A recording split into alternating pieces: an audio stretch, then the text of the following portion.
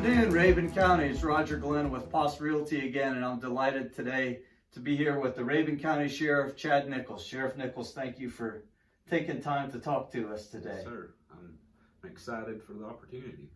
Yeah, well, I just want to say personally, as a former military police officer in the Army, how much I think just about everyone else appreciates you and all of our other law enforcement, whether it's police or sheriff's department, and the service to the community and the pressures that you all face. I just want you to know I wore blue today to demonstrate that I back the blue, and I reckon most people watching do too. Yes, and I mean, the community we live in, they amaze me and us every day. I mean, we got a great community, and probably what I'll talk about later is how they helped us out, you know, with a big fundraising type thing. So, I mean, I'm glad we live here. Our community supports us and shows it, and you know, that's a lot different in other places in the country. So I'm very thankful for the community we have. Yeah. A little bit about your personal story and background. Yes, I was born here, raised here. I was born over in the old Rabun County Hospital, which is now the health department. Dr. Fowler delivered me over there way back in 1978. Oh, that's nothing.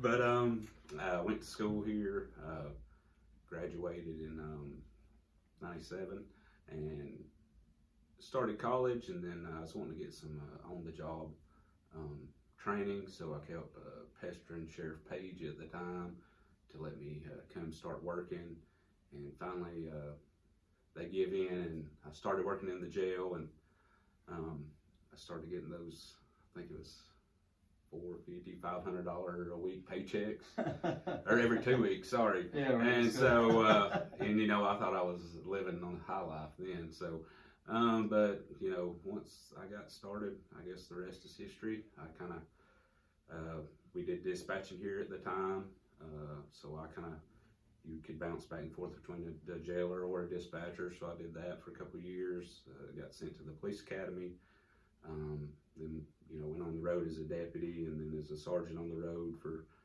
I was here 11 and a half years. Then Sheriff Page retired, and so I left about a year after he had retired, went to Clayton, and got this wild idea to run for sheriff. Mm-hmm. And so in 2012, I put my name on the ballot, worked hard. I don't think there was probably a couple of houses I didn't make it to, but I was going door to door and doing everything I could. Wow. I think I lost by 276 votes. Mm-hmm. So, and at that time, about all I lacked was the manager level experience, you know, being a boss. And so I kind of searched around the area and applied for police chief position in the city of Baldwin in Habersham. Mm-hmm. And actually started as assistant chief under a chief, and he left within a month and a half, so I slid up into the chief's position.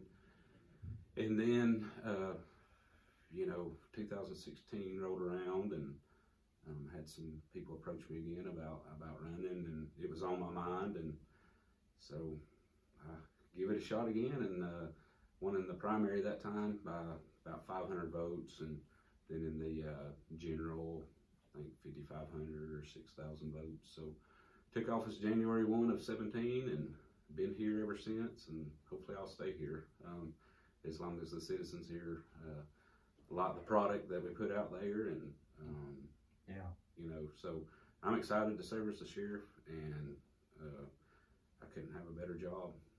So yeah.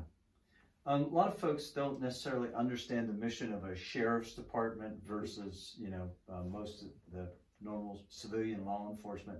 Can you talk just a little bit about that in general, and then maybe specific to Rabun County, how that works? Yes, a sheriff is a constitutional officer, they call it. Its duties is spelled out in the Constitution of Georgia. So that makes one, not the office of the sheriff is a standalone office. We have the probate judge is the same, the clerk of court, and the tax commissioner. Mm-hmm. So by being that, we're not subject to, say, a board of commission. But the board of commission holds the purse strings. So, you got to have that good relationship. So, you can say, yeah, I'm autonomous office, which you are as the sheriff, but, you seek the funding from the taxpayers through the board of commission. Right. So, so I guess there is some type of control there. And then your deputy sheriffs, what I served in this along, basically you're deputized as a sheriff. So they would, in my absence, a deputy sheriff could perform the same duties of the sheriff. Mm-hmm. And, the three primary duties, there's a lot of the duties of the sheriff is mandated to in law versus, say, a city police or even probably a state patrol DNR or anything like that. It's kind of, I think there's 500 to 600 mandates out there mm-hmm. that somehow relate to the office of the sheriff. But our primary function here in Rabun County is to oversee the jail, oversee the courts, and to provide the general law enforcement function. So we're what you'd call a full service law enforcement here. So that's what makes, I guess, the sheriff's office unique versus, say, a police department or something like that, because they would get their powers through like a city charter, Mm-hmm.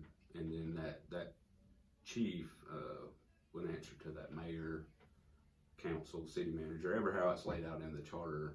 When I was at Baldwin, we had a strong mayor charter, so I kind of, I guess, went answered to him first, but it took the overall council to vote whichever way, whatever it was we might have been trying to accomplish. So Right.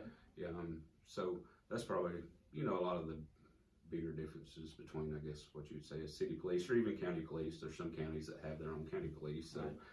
if it was that, you would have a county police chief instead of a sheriff. So so that's your sheriff's office 101 Yeah. there. So That's good civic education.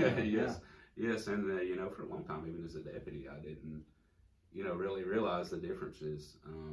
But we have what they call a senior deputy program, and it goes through the office of the sheriff, a whole block, and that's where I kind of learned. And our Citizens Academy, that'll be coming up and publicized real soon. The first night's me talking about the office of the sheriff. So if anybody out there is watching, wants to know more about what I talk about, because I even go more in depth, listen for when we publicize that and sign up. And I promise not to put you to sleep, hopefully. Death by PowerPoint, it's unfortunate, but I try to make it as lively as I can. But you'll learn a lot, and you'll learn a lot about what we do that probably a lot of people don't realize besides just those things. So Yeah, and that's the Citizens Academy, and we'll try to put some of that information on the website so that people watching this will have a link to it. And we may, I'm thinking hopefully it maybe sometime in March, but I'll get you the dates and maybe you can add that to it. And Absolutely. we'd love to have anybody. Like I said, I love telling people about the office of the sheriff because it is a unique thing that a lot of people don't realize. I think a lot of people see the cars on the side of the road, and that's all. Probably 90% of the public, dealing is just with maybe seeing us come and go. They don't realize the jail staff down there attending to the inmates, and the deputies, doing whatever else it may be out here besides just on the side of the road with the car stopped. Having to keep the court and the whole courthouse protected. That's the mandate, and having to have a courthouse security plan and all that good stuff. So there's a lot of working parts, and we're small, so a lot of us have to work a lot of parts. I was going to say, wearing a few different hats, right? Yes. Yeah, I can relate to that. Yep. Of course, the fact that a lot of people haven't had close interactions with you is probably a good thing. Yes.